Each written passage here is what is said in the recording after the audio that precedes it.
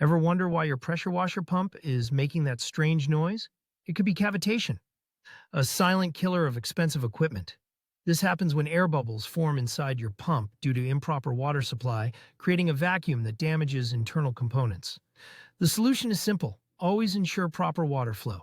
Use a hose diameter that matches your machine's GPM rating, check for kinks or blockages, and make sure your water source provides adequate pressure. If you hear unusual sounds, stop immediately. Installing a simple pressure gauge between your garden hose and machine can save you hundreds in repairs by confirming you have sufficient water pressure before every job. Need some pressure washing? Leave an inquiry at www.slon.org.